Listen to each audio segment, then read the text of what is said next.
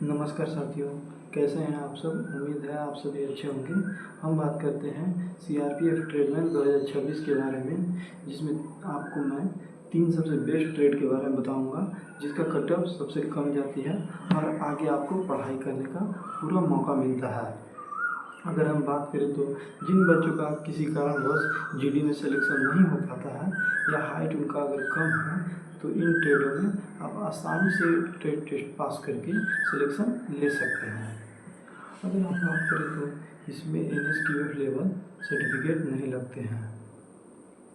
जैसे trade test में अगर हम बात करें तो इनका कट ऑफ भी बहुत कम जाता है।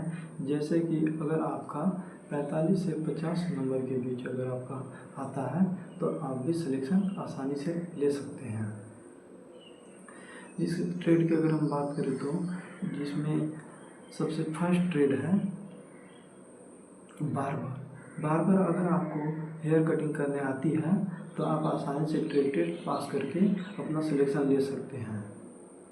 जिन बच्चों का जैसे सपना होता है गवर्नमेंट जॉब लेने का, जो कि कोई भी गवर्नमेंट जॉब मिल जाए, मतलब ये किसी कारणवश से और जगह नहीं ले सकते हैं सिलेक्शन, तो आसानी से इस ट्रेडों में आसानी से सिलेक्शन ले सकते हैं। अगर बार्बर की अगर हम बात करें तो आपको साइड साइड हेयर कटिंग करने आनी चाहिए। आप आसानी से ट्रेड टेस्ट पास कर सकते हो। अगर आपको नहीं आती है तो ट्रिमर्स तो आसानी से आप सीख सकते हैं। जैसे कोई भी बार्बर शॉप में जा कर के आप आसानी से सीख सकते हैं। सीखने के बाद मतलब 10 से 15 दिन में आप आसानी से सीख सकते हैं और सीखने के बाद वो टेस्ट आसानी से आप पास कर सकते हैं। और टेस्ट पास होने के बाद आप 50 से 55 नंबर मतलब 45 से 50 नंबर के बीच में अगर जाते हैं तो आपका सिलेक्शन आसानी से हो जाएगा। नेक्स्ट अगर हम बात करें तो वाशरमैन में आपको कपड़े धुलाई करने आनी चाहिए। आजकल तो मशीन में होते हैं, मशीन से सभी को लगभग कपड़े धो ही लेते हैं। और आपको आयरन करने आनी चाहिए। मेन बात है आयरन करने आपको आनी चाहिए। जैसे वर्दी को कैसे फोल्ड किया जाता है, कैसे आयरन किया जाता है, वो थोड़ी जानकारी तो होनी चाहिए उसके बारे में। आपका जैसे टेस्ट होगा तो थोड़ी अगर आपको जानकारी रहेगी तो आपका सिलेक्शन आसानी से हो जाएगा। उसमें टेस्ट में अगर आप पास हो जाते हैं तो आपका सिलेक्शन आसानी से हो जाएगा। वाशरमैन में आसानी से सिलेक्शन हो जाते हैं, उसके भी बहुत कम कट जाते हैं।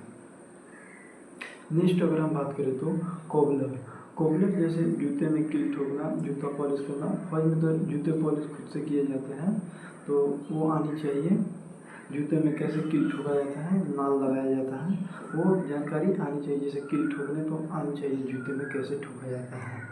अगर थोड़ी बहुत भी जानकारी है आपको तो आप आसानी से ट्रेड टेस्ट पास कर सकते हैं। उसका वैसे कोई हार्ड टेस्ट भी नहीं होता है।